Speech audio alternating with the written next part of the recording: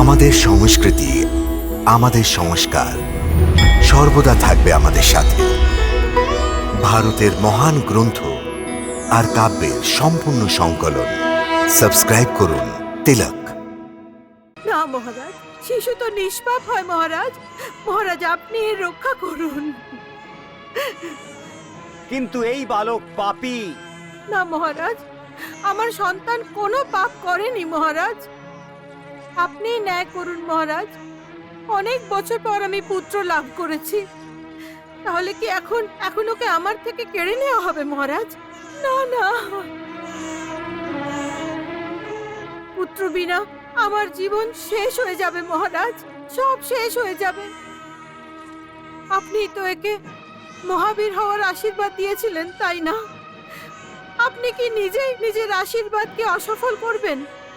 না মহারাজ, এই কাজ করবেন না মহারাজ, করবেন না এই কাজ। আমার পুত্রের রক্ষা করুন মহারাজ, পুত্রের রক্ষা করুন। পিতাশ্রী, যদি এই বালক জীবিত থাকে তাহলে আপনার জীবন নষ্ট হয়ে যাবে। গুরুদেব এই কথাই বলেছেন। সেই জন্য আপনি আমাকে এই বালককে বধ করার আজ্ঞা দিন। না, এটা করবেন না মহারাজ, এটা করবেন না।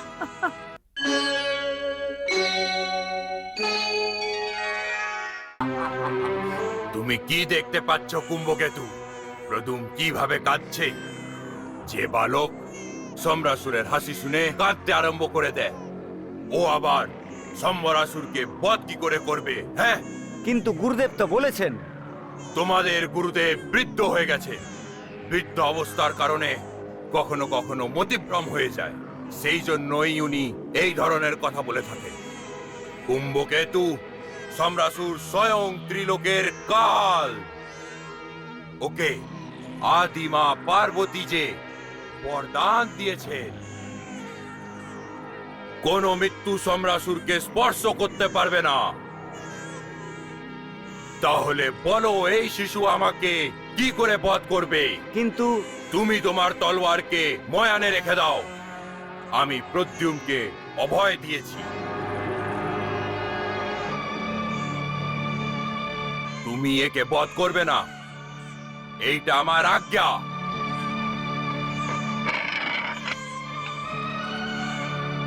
নিন মহারানী, এই বালককে আশীর্বাদ দিন।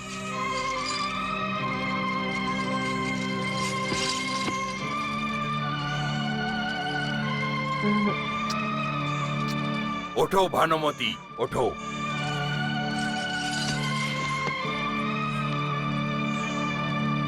নাও ভানামতি, নিজের পুত্রকে নিয়ে নাও আর নিশ্চিন্ত থাকো।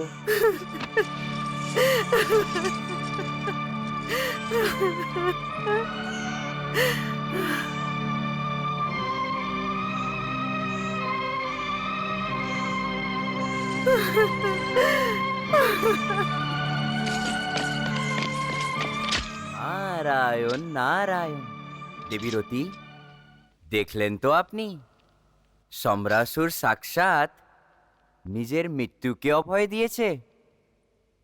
এইটাই তো প্রভুর লীলা। নারায়ণ নারায়ণ।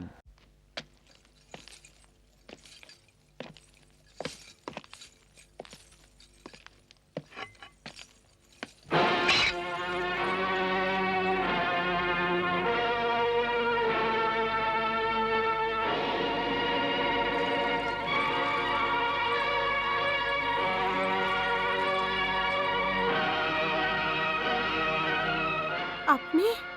হ্যাঁ, আমি। তুমি কি মনে করছিলে যে আমি তোমাকে পালিয়ে যেতে দেবো? না না স্বামী, এখন আর এর কোনো প্রয়োজন নেই। নাই আপনার হাতে এই তলোয়ার নেওয়ার কোনো প্রয়োজন আছে। এখন সব সংকট শেষ হয়ে গেছে স্বামী। কিন্তু যতদিন পর্যন্ত এই বালক জীবিত থাকবে, সংকট কি করে দূর হতে পারে? আপনি কোন সংকটের কথা বলছেন স্বামী? ভানুমতি, সবকিছু জেনে অজ্ঞানী হওয়ার নাটক করছো তুমি। আমি প্রদ্যুম্নর কথা বলছি, প্রদ্যুম্নর।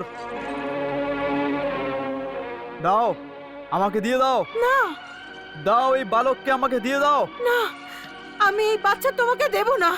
না, দেব না এই শিশুকে তোমায়। মহারাজ একে অভয় দান করেছেন।